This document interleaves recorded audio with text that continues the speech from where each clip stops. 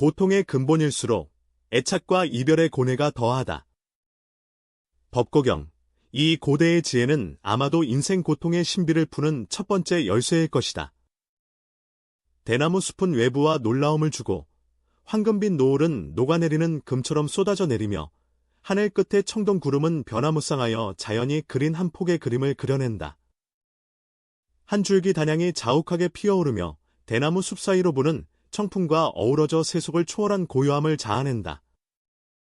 세조는 연꽃 좌상에 앉아 계시며 얼굴은 평화로우면서도 위험이 있어 마치 흔들리지 않는 높은 산과 같다. 이 고요 속에서 한 젊은 비구가 미간을 약간 찌푸리며 마음속의 혼란이 파도처럼 일렁이고 있었다. 마침내 그는 옆에 있는 가섭존자에게 조용히 물었다. 존자께서 42장경에서 말씀하시기를 애욕을 끊는 자는 죽은 가지를 끊는 것과 같다고 하셨습니다. 애욕을 끊는 것이 이렇게 고통스러운데 왜 부처님께서는 우리에게 색욕을 끊으라고 하시는가요? 가섭존자는 살짝 고개를 저으며 눈에 사색의 빛을 반짝였다. 현재여, 이 문제는 수행의 근본에 관계된 것으로 내가 쉽게 깨달을 수 있는 바가 아니다. 말하라. 그가 천천히 일어나 승복의 자락이 흩날리며 부처님을 향해 두 손을 합장하고 엄숙한 표정을 지었다. 세존이시여, 옛사람들은 수행자는 끊임없이 인내해야 한다고 말했습니다. 마치 모래와 돌을 다투어도 마침내 틀을 이루지 못하는 것과 같다고요. 제자들은 그 중요성을 알고 있으나 그 속 깊은 뜻을 이해하지 못합니다. 가설존자는 얼굴에 근심을 띠고 목소리에는 진리에 대한 갈망이 스며 있었다. 나는 많은 수행자들이 이 고난에 갇혀 헤매고 앞으로 나아가지 못하며 마치 진흙탕에 빠져 고통의 바다를 건너지 못하는 것과 같음을 보았다. 부처님께 여쭙나이다. 수행자가 왜 반드시 색욕을 끊어야 하는지, 연기 밖으로 새어나감이란 무엇인지요? 이를 어떻게 멈추어 수행이 방해받지 않게 할 수 있겠습니까?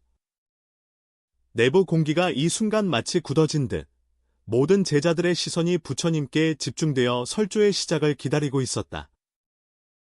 부처님은 미소를 지으며 자리에 앉은 각 제자를 훑어보셨다.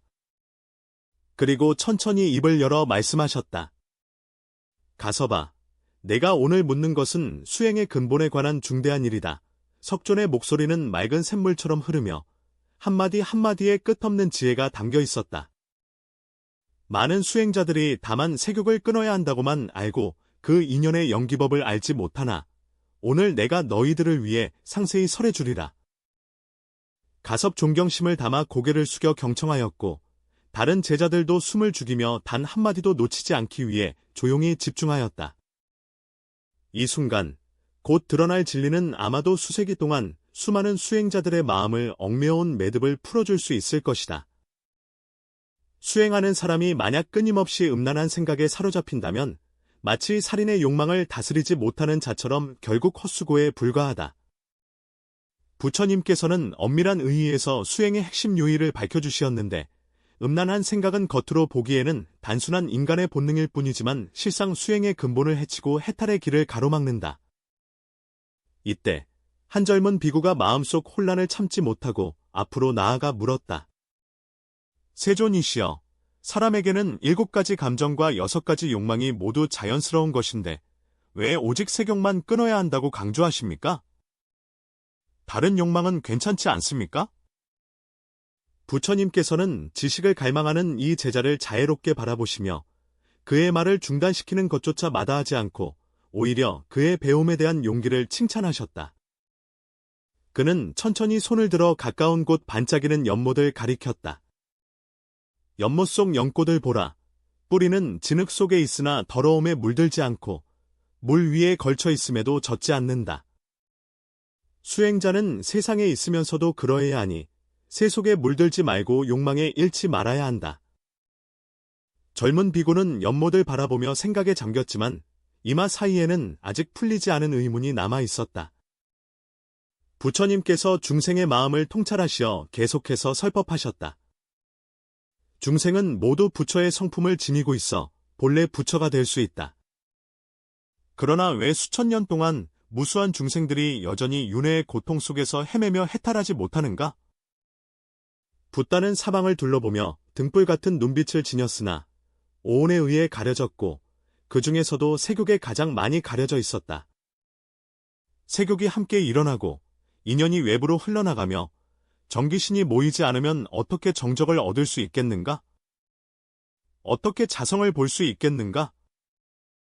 영기연쇄, 영기회설. 나는 내 글자를 듣고 혀를 깨물며 두 눈이 반짝였다. 마치 어두운 밤에 한 줄기 새벽빛을 본 듯 문제의 핵심에 닿은 듯했다. 부처님께서 이를 보시고 계속해서 말씀하시길 세상의 중생들은 대부분 세욕에 미혹되어 있다고 하셨다. 일념의 세욕이 일어나면 신기가 그에 따라 바깥으로 새어나가며 정기가 함께 흘러나가니 마치 집에 물이 샘과 같아 어찌 편안히 머무를 수 있으랴? 수행자가 원기를 지키지 못하고 정기가 흩어진다면 어떻게 몸의 선정에 들 수 있겠는가? 어떻게 지혜의 눈을 열 수 있을까? 안한 존자는 이때 문제에 깊이 끌려 한 걸음 나아가 공경히 여주었다. 세존이시여, 원신이란 무엇입니까? 왜 세균이 원신의 유출을 초래한다고 하는가? 이것이 수행과의 관계는 도대체 무엇인가? 부처님께서 손을 들어 안나의 머리를 살며시 쓰다듬으며 모두의 마음과 소통하시며 말씀하셨다. 안나여, 내가 묻는 것이 바로 핵심이다. 영기는 생명의 근원이며 수행의 근본이다. 인연의 기원을 사람이 내면에서 지키면 정기가 충만하여 마치 물 저장소에 맑은 물이 가득 찬 것과 같아 지혜가 자연스럽게 발현되고 선정도 성취된다. 만일 세욕에 움직여 정수의 욕망이 흘러나가고 인연에 따라 바깥으로 흩어진다면 마치 우물물이 끊임없이 밖으로 흘러나가듯 결국 고갈될 것이다. 수행자는 반드시 영기를 지켜야 하며 그래야 성취할 가능성이 있다. 이 말씀을 들으면 마치 맑은 진액을 머리에 부은 듯이 갑자기 큰 깨달음을 얻어 세존의 말씀이 지극히 옳음을 알게 된다. 나는 많은 수행자들을 보았다. 그들은 하루 종일 부처님께 예배하고 경전을 암송하며 부지런히 고행하였지만 끝내 정에 들지 못하고 마음은 원숭이 같으며 뜻은 야생마 같아 잠시도 안정을 얻지 못하였다. 원래 문제의 핵심은 원신을 지키지 못하고 외부로 흘러나가게 한 데 있다. 부처님께서 살짝 땀을 흘리신 것도 바로 그 때문이다. 수행의 길에서 세욕을 끊는 것은 결코 작은 일이 아니다. 많은 사람들이 세욕을 수행의 장애물로만 알고 그 깊은 이치를 알지 못하며 그 이치를 모른 채 어떻게 참으로 끊을 수 있겠는가? 이때 경사 외부의 하늘빛은 점점 어두워지고 있었으며 먼 곳의 구름은 저녁 해에 물들어 깊은 붉은색으로 변해 마치 불타는 불꽃과 같았다. 그러나 모든 제자들의 마음 속에는 마치 밝은 등불이 켜진 것 같아 수행의 앞길을 환하게 비추었다. 부처님께서는 자리에 앉은 제자들을 바라보시며 보다 엄숙해지는 대신에 음욕에 빠지는 일이 수행의 성패와 관련이 있다고 말씀하셨다. 세상의 모든 중생은 7보물 창고를 지니고 있으나 단 하나의 누수로 인해 재산을 모두 잃게 된다. 수행자도 마찬가지이다. 만약 본래의 정신을 지키지 못하고 외부로 흘려보내면 아무리 많은 지혜가 있어도 모두 흩어져 사라지고 만다. 마치 물을 담은 그릇에 구멍이 뚫려 있어 계속해서 생명의 물이 흘러 들어와도 결국 이어지지 않는 것과 같다.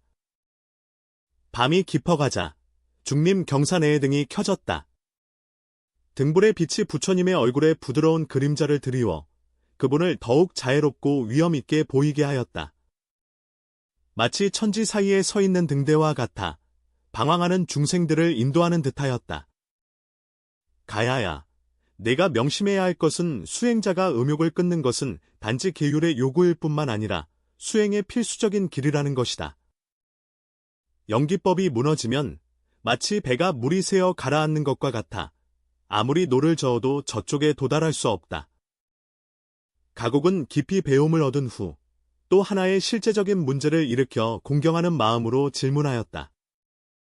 석존이여, 예배는 명확히 이해했으나 수행의 길은 아직도 멀고도 험난합니다. 수행자는 어떻게 구체적으로 세욕을 단절하고 인연의 외유출을 방지할 수 있는가? 어떤 방법이 있을까요? 가섭의 질문을 듣고 부처님의 눈빛은 번개처럼 빛나며 자리에 앉은 모든 제자들의 얼굴을 훑었다.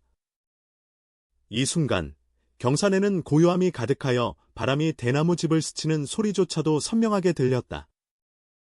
모든 사람은 곧 시작될 일들이 무한한 가치를 지니며 수행의 성패와 손익에 직결된다는 것을 알고 있다.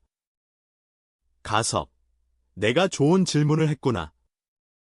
부처님의 목소리가 갑자기 매우 깊어져서 마치 먼 허공에서 들려오는 것 같았다. 왜 수행자는 세욕을 끊어야 하는가? 여기에는 수행자가 가장 쉽게 간과하는 비밀이 숨겨져 있으며 또한 해탈을 성취하는 열쇠이기도 합니다. 아나는 마음이 설레어 참지 못하고 물었습니다. 세존이여, 이 깊은 신비가 연기와 어떠한 관련이 있습니까? 왜 이렇게 많은 고승대덕들이 이 일을 강조하는가? 부처님은 살짝 고개를 끄덕이며 눈에는 깊은 빛이 반짝였다. 바로 그렇다. 세욕이 일어나면 연기 또한 밖으로 새어나가기 마련이다. 그러나 연기는 결국 무엇인가? 왜 유출되었는가? 어떻게 수행의 장애를 초래하는가? 이 가운데의 깊은 이치에 있어서는 결코 사소하지 않으며 바로 해탈의 길에서 중요한 관건이다. 가섭이 들으며 얼굴에 놀란 기색을 보였다. 석종께서 말씀하시길 세상의 모든 수행장애는 인연이 밖으로 흘러나옴으로 인한 것인가? 인연 생멸을 지킬 수 있다면 수행은 하루에 1000리를 나아갈 수 있다. 부처님은 손가락으로 무릎을 가볍게 두드리셨다. 그 동작은 느리면서도 확고하였다. 수천 년 동안 수많은 수행자들이 정진하며 경전을 외우고 불을 공경하며 고행을 멈추지 않았으나 결국 형상에 갇혀 해탈하지 못하였다. 바로 그들이 이 진리를 알지 못했기 때문이다. 당신이 세욕에 빠질 때 인연의 신은 마치 새는 보물과 같으며 생명의 근원 에너지는 함께 흘러나갑니다. 수행은 역류하는 물길을 거슬러 나아가는 배와 같아 강력한 내면의 힘이 뒷받침되어야 한다. 가 한 번 밖으로 새어나가면 1000년 동안 고행하더라도 바른 열매를 이루기 어렵다. 마치 깔때기에 물을 담아도 결코 가득 채울 수 없는 것과 같다. 부처님은 제자들의 기대에 찬 눈빛을 바라보며 천천히 말씀하셨다. 세욕이 수행에 있어 첫 번째 장애가 되는 것은 도덕이나 계율 때문이 아니라 생명의 연기적 흐름과 관련이 있기 때문이다. 원신을 지키고 에너지를 내취하며 지혜가 생겨난다. 연기 밖으로 누출되어 에너지가 유출되고 수행이 방해받는다. 부처님께서 멀지 않은 곳에 있는 등불을 가리키며 계속 말씀하셨다. 여러분, 이 등불을 보아라. 등유가 다 소진되면 등불의 불꽃도 꺼진다. 인간의 정기는 수행의 근본 원천이다. 세욕으로 인해 외부로 흘러나가면 마치 등잔에 기름이 새는 것과 같으니 어떻게 지혜의 등불을 밝힐 수 있겠는가? 어떻게 무명의 어둠을 깨달아 돌파할 수 있을까? 모든 제자들이 생각에 잠긴 듯 조용히 고개를 끄덕였다. 이 법문은 구름을 헤치고 푸른 하늘을 보는 것과 같아 그들로 하여금 수행에 대해 더 깊이 이해하게 하였다. 수행자는 연기를 지키며 4가지 신법이 있다. 부처님께서 한 손가락을 세우시며 엄숙한 표정으로 첫 번째는 근본을 명료히 아는 것이다. 너희는 알아야 한다. 인간의 몸 얻기 어려우며 부처님의 법 듣기 또한 어렵다는 것을. 이 인생을 얻었으나 수행하지 않으면 마치 보배로운 산을 빈손으로 돌아가는 것과 같아 참으로 아쉬운 일이다. 세욕은 인간의 본능이지만 수행자는 본능을 초월해야 비로소 도를 얻을 수 있다. 마치 새가 중력을 이기지 못하면 하늘을 날 수 없는 것과 같다. 두 번째 단계, 관상 전환. 세격의 생각이 일어날 때는 억지로 억누르거나 따르지 말아야 한다. 이 마음을 구름과 안개와 같이 관상해야 하며 그 순간에 집착하지 말고 꺼질 때에 뒤따르지 말아야 한다. 이 에너지를 수행의 힘으로 전환해야 하며 이는 마치 오염된 진흙을 비료로 전환하여 보리수 나무를 키우는 것과 같다. 에너지는 소멸하지 않고 단지 변화할 뿐이다. 수행자의 지혜는 정기를 소모하는 세격을 반야의 힘으로 전환하는 데 있다. 아난 존자께서 이에 대하여 몹시 관심을 가지시며 여쭈셨다. 세존이시여, 어떻게 세격의 에너지를 수행의 힘으로 전환할 수 있습니까? 어떠한 구체적인 방법이 있습니까? 부처님께서 미소 지으며 말씀하셨다. 훌륭하도다. 이 질문은 매우 중요하도다. 세격의 생각이 일어날 때에는 그 본질이 공임을 관찰하여 실체도 없고 허상도 아님을 알아야 한다. 이때 주의를 단전에 집중하고 깊게 3번 숨을 쉬며 에너지가 하초에서 중초를 거쳐 상초로 올라가 마지막으로 정문에 도달하는 것을 관상한다. 이와 같이 실천하면 세격의 에너지가 수행의 힘으로 전환되어 오히려 손상되지 않고 유익을 준다. 예를 들어 강물이 범람하도록 내버려두면 재앙을 일으키지만 잘 인도하면 좋은 논밭에 물을 대어 중생에게 이익을 줍니다. 제3중, 일지를 끊임없이 지킴. 마음은 원숭이 같고 또한 야생말과 같다. 수행자는 반드시 일심을 지키는 법을 배워야 한다. 이른바 일심을 지킨다는 것은 마음이 밖으로 흐트러지지 않고 뜻이 밖으로 새어나가지 않는 것을 말한다. 매일 아침 동쪽을 향해 좌선하며 내면에서 붉은 해가 떠오르는 모습을 관상하여 빛이 온몸에 가득 퍼지도록 합니다. 이와 같이 관상하며 꾸준히 지속하면 인연의 시작을 바로하고 정기를 잃지 않아 마치 나무통으로 소를 지키듯 소가 함부로 뛰어나가지 못하게 한다. 네 번째 단계, 마음을 밝히고 본성을 깨닫다. 너는 반드시 알아야 한다. 세격의 마음들은 모두 무명에서 비롯된 것임을. 만약 마음을 밝히고 성품을 본다는 것은 곧 자성 본래가 공함을 깨닫는 것이며 그러면 세격에 대한 생각은 자연히 사라진다. 이른바 보리, 보제는 본래 나무가 없으며 밝은 거울 역시 가 아니다. 본래 한 물건도 없으니 어찌 먼지와 때가 쌓이겠는가? 이것이 바로 이 이치이다. 견성한 후에는 욕망을 억지로 끊는 것이 아니라 세격이 지혜의 빛 속에서 자연스럽게 사라지니 마치 얼음과 눈이 햇볕을 만나 자연스럽게 녹는 것과 같다. 가사는 이 4가지 중중심법을 들으며 마치 보배를 얻은 듯이 크게 깨달았다. 승려의 길이여, 세종께서 자비로이 이처럼 뛰어난 법문을 열어주시니 수행의 핵심을 곧바로 가리키셨도다. 제자는 반드시 이를 신중히 기억하고 실천하며 밤낮으로 잊지 말아야 하느니라. 부처님은 고개를 끄덕이며 미소 지으셨다. 이 4가지 신법 외에도 수행자는 연기의 수호에 대한 구체적인 방법을 익혀야 한다. 매일 음념하는 시간은 새벽 3시부터 5시까지로 이는 하루 중 양기가 처음으로 상승하는 때이며 만물이 소생하고 천지의 기온이 가장 고요한 시기입니다. 이때 좌선 수행을 하면 효과가 가장 뛰어나며 마치 봄에 씨앗을 심는 것과 같아 수고에 비해 훨씬 많은 결실을 거둘 수 있다. 수행할 때는 먼저 몸을 누이고 그 다음 숨을 조절하며 이후 마음을 다스린다. 순차적으로 진행해야 하며 성급하게 서두르지 말아야 한다. 등산과 같아서 한 걸음 한 걸음을 차근차근 내딛어야만 정상에 도달할 수 있다. 몸을 매다는 자는 몸을 바르게 세우고 소나무 4기둥과 같으며 앞뒤로 걷고 좌우로 걷되 척추가 곧고 기혈이 원활하게 흐른다. 조식자는 호흡을 길게 하며 걸음은 빠르기도 하고 느리기도 하며 걸음은 굵기도 하고 가늘기도 하여 봄바람이 얼굴을 스치는 듯하고 잔잔한 물이 오래도록 흐르는 것과 같다.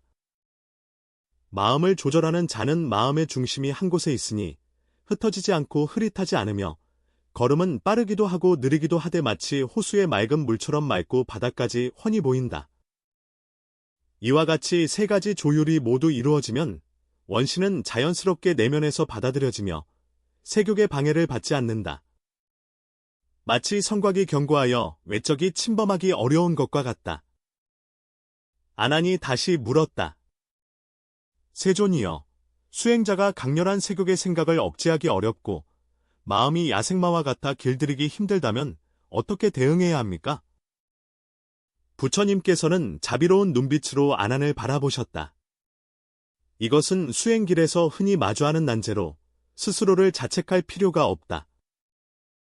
이런 경우에는 오정심관 중 부정관을 사용할 수 있는데 몸이 부정하다고 관상하며 피부 밑에는 모두 더러운 것이 가득하다고 생각한다. 이와 같이 관찰하여 색신의 진실한 모습을 깨닫게 되면 색욕이 자연히 가라앉는다. 이는 마치 음식 속에 독이 있음을 알면 당연히 그것을 먹고자 하지 않는 것과 같다. 이 행법에는 구절부처라 불리는 더욱 뛰어난 법문이 있습니다. 앉아서 다리를 포개고 혀를 입천장에 붙인 채 깊게 9번 호흡한다. 매번 내쉴 때는 탁한 기운이 백회혈을 통해 배출되는 것을 상상하고 매번 들이쉴 때는 맑은 기운이 백회혈을 통해 들어오는 것을 관상한다. 이와 같이 행할 때 마음의 생각을 신속하게 정화하고 색욕을 없애니 마치 청풍이 먼지를 스치며 자연스럽게 사라지는 것과 같다. 부처님께서 잠시 멈추시고 사방을 둘러보신 후 말씀을 이어가셨다. 역대 고승들의 성취는 모두 인연생기, 영기의 법을 깨달아 지키었기 때문이다. 가야존자는 정진하는 고행을 닦으며 영기 내면을 지켜 공덕을 모으고 지혜가 으뜸이다. 인연의 의지에 쉬지 않고 수행하고 눈과 선을 겸하여 신통력이 으뜸이며 마찬가지로 영기를 굳게 지켰다. 고금동서, 예외 없음, 영기 지키면 수행 이루고 영기 밖으로 세면 결국 얻지 못하리라. 이것은 영원불변한 진리로서 만물이 태어남에는 반드시 죽음이 있고 사계절의 순환은 거스를 수 없다. 세욕은 중생의 망상장애로서 이미 수행의 시작이다. 세욕을 초월하는 자는 해탈에 이르고 초월하지 못하는 자는 결국 윤회에 빠진다. 너는 마땅히 기다려야 하니 능하지 않음이 아니요 오히려 그 법을 알지 못함이라. 오늘 내가 여러분에게 가르침을 베푸는 것은 여러분이 깨닫도록 하기 위함입니다. 세욕을 끊는 것은 어려운 일이 아니며 인연을 지키는 것이 핵심임을 알게 하려는 것입니다. 질병을 치료할 때에도 반드시 병인의 원인을 치료해야 하며 증상에 맞는 약을 써야만 완치할 수 있다. 부처님은 이어 소매에서 경전을 한 권 꺼내 가섭에게 건네주셨다. 이것은 원신수호경으로 그 안에는 상세한 수행법문이 담겨 있으니 잘 보관하여 후세 수행자들에게 길을 밝히고 수많은 중생들이 해탈하여 고통에서 벗어나 즐거움을 얻도록 하라. 가야는 공손히 두 손으로 받들어 아주 조심스럽게 품에 안았다. 이는 마치 귀중한 보물을 품는 것과 같았다. 부처님께서 또한 말씀하셨다. 7일 동안 수행하면 반드시 성취가 있을 것이다. 첫째 날, 입을 지키고 마음을 삼가며 거짓말을 하지 않고 음란한 생각을 일으키지 않는다. 둘째 날, 몸과 숨을 조절하여 몸과 마음이 안정된다. 셋째 날, 마음 관찰이 동요하지 않고 산과 돌처럼 견고하다. 넷째 날, 무아를 명확히 이해하고 나에 대한 집착을 깨뜨리다. 다섯째 날, 음욕에 대한 생각을 전환하여 욕망을 지혜로 변화시킨다. 여섯째 날, 인연을 일으키고 근원을 수호하다. 일곱째 날, 마치 선정과 같이 지혜가 드러난다. 이와 같이 행하면 반드시 성과가 있어 봄에 씨를 뿌리고 가을에 거두는 것과 같아 결코 헛되이 보내지 않느니라. 붓다는 마지막으로 말씀하셨다. 가섭아, 내가 오늘 물은 것은 진정 수행의 근본 중대한 일이다. 수행자는 세욕을 단념하는 것이 단순한 의지나 본능이 아니라 영기의 인연을 통해 생명 에너지를 수행의 힘으로 전환하는 것이다. 연기를 지키는 것은 마치 보물을 지키는 것과 같다. 연기가 흩어지면 마치 보물이 다 사라진 것과 같다. 수행의 길은 겉보기에는 어려워 보이지만 실제로는 단순합니다. 인연을 지키고 세욕에 흔들리지 않으면 연꽃이 진흙에서 나와도 더럽혀지지 않는 것과 같으니 수행은 반드시 성과를 이룰 것이다. 너는 오늘 말한 바를 반드시 명심하고 정진하여 수행함에 있어서 반드시 과를 증득하여 괴로움을 떠나 즐거움을 얻을 것이다. 밤이 깊었지만 경사 아는 등불이 환히 켜져 있다. 부처님의 가르침은 감로수와 같아 모든 제자의 마음을 적십니다. 가람중 모든 제자들이 오늘 질문한 바가 수행의 핵심임을 깨달아 서원을 명확히 하고 정진하여 세욕을 끊고 원신을 수호하며 조속히 보리를 증득할 것을 다짐하였다. 그날부터 중림경사의 수행 분위기가 더욱 정진되었다. 제자들은 부처님의 가르침에 따라 원신 수호법을 닦아 수행하였고 많은 이들이 빠르게 선정에 들며 지혜를 증득하였다. 부처님의 이 세욕 단절과 원신 수호에 관한 가르침은 후세의 수행과 열반으로 숭앙받아 대대로 전해져 무량한 중생에게 이익을 주고 있습니다.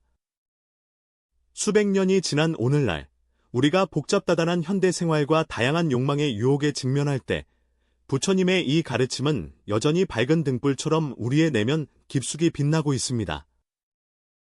원신을 수호하는 것은 단순히 수행자의 법문일 뿐만 아니라 모든 사람이 생명의 질을 향상시키는 지혜이기도 하다. 우리가 욕망의 본질을 깨닫고 인연의 지킴이의 중요성을 알게 되면 삶은 더욱 깨끗하고 맑아지며 마음은 더욱 평화롭고 조화롭게 될 것입니다. 이것이 아마도 부처님께서 우리에게 남기신 가장 소중한 선물, 내면의 평온으로 가는 열쇠이며 고통의 근원, 사랑과 이별의 모임이라고 불리는 것일 것입니다. 우리가 이 말의 깊은 의미를 진정으로 이해할 때 아마도 번잡한 세상 속에서 오염되지 않은 한 조각의 청정한 땅을 찾아 우리의 근본 마음을 지키고 우리의 삶에서 가장 소중한 부분을 보호할 수 있을 것이다.